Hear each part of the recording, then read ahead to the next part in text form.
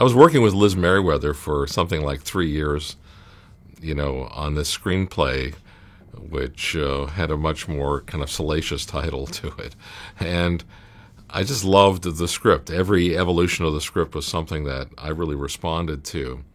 And I felt, for once, here's a story about characters, about real people dealing with a very contemporary idea, that I'd not seen before in a film. And, my last bunch of films had sort of science fiction ideas, and they're such a hassle. And here was a film that didn't have any special effects, really. It was really about really interesting people speaking in a very funny way, in a very real way, and I fell in love with the script.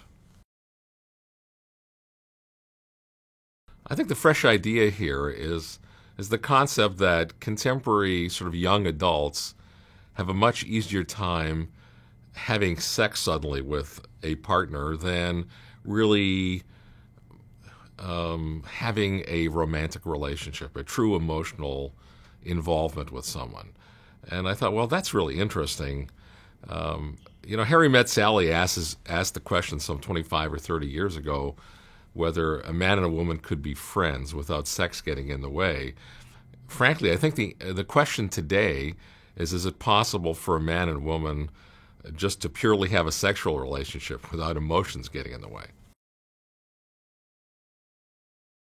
Yeah, I'm very proud of the cast of the film.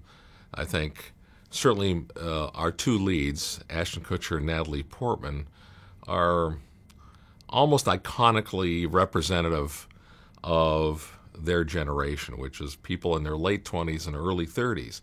And certainly we've seen Natalie Portman sort of act in a lot of serious films, but we've not had the opportunity to see her let it rip in a comedy. But in a realistic, in a kind of truthful and a human way. And so that was what I really hoped to get with her, and I think she delivers in spades. With Ashton Kutcher, he's more known for broader comedies and for the work that he's done on television. And so my challenge and my desire, was to put him in something where he got to show really what a thoughtful person that he was and what a fine actor he really is. I was trying to think of who could be Ashton Kutcher's father, and someone who is an actor by profession in the film and not particularly a great dad, and who had the comedy chops and maturity to sort of play that part. I worked with Kevin Kline in a movie called Dave, where he, which is one of my sort of proudest moments, and he's just an extraordinary actor. And Kevin read this part and realized the opportunity for comedy for himself. We've not worked together in something like 15 years, and our first day on the set together, we were having such a good time right from the very first moment again.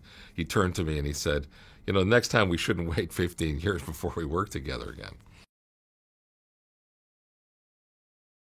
And look, I think it's important that films represent the audiences that go to see them at some point, that we see kind of a clever, humorous distillation of our lives.